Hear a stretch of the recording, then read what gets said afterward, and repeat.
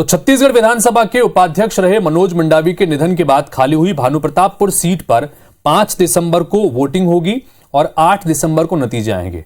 अविभाजित मध्य प्रदेश के भानुप्रतापपुर विधानसभा सीट पर पहला चुनाव साल 1962 में हुआ था। इस सीट से पहले विधायक राम प्रसाद रहे जो निर्दलीय थे और इसके बाद से अब तक 60 साल में कुल 13 विधायक इस सीट से चुने गए हैं। पूरी रिपोर्ट देखिए।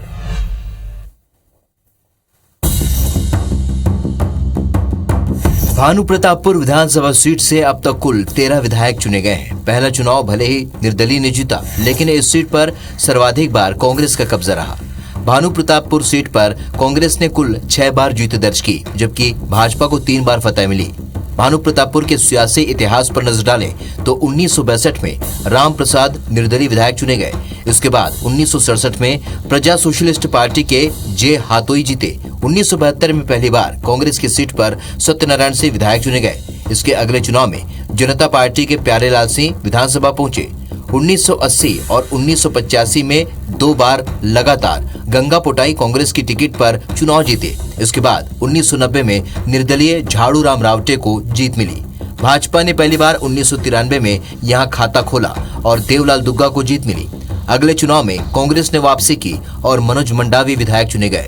2003 में देवलाल दुग्गा ने फिर वापसी की और यहां कमल खिलाया। इसके बाद 2008 में भाजपा की टिकट पर ब्रह्मानंद मंडावी ने जीत हासिल की। 2013 और 2018 दोनों विधानसभा चुनाव में जनता ने मनोज मंडावी पर भरोसा जताया। भानुप्रतापपुर सीट से पहली और एकमात्र महिला विधायक गंगा पोटाई रही। साल 1980 में वे पहली बार विधायक बनी। इसके बाद 1985 में हुए चुनाव में भी उन्होंने जीत दर्ज की। भानुप्रताप विधानसभा के लिए अब तक 13 चुनाव हो चुके हैं। इन 13 चुनाव में सर्वाधिक बार मनोज मंडावी ने जीत दर्ज की। उनके निधन के बाद से खाली हुई सीट पर 5 दिसंबर को मतदान होना है। परिणाम 8 दिसंबर को आएंगे।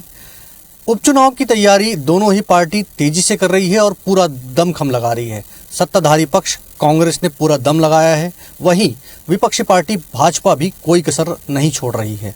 अब देखना होगा भानुप्रतापपुर का सिंहासन किसे मिलता है।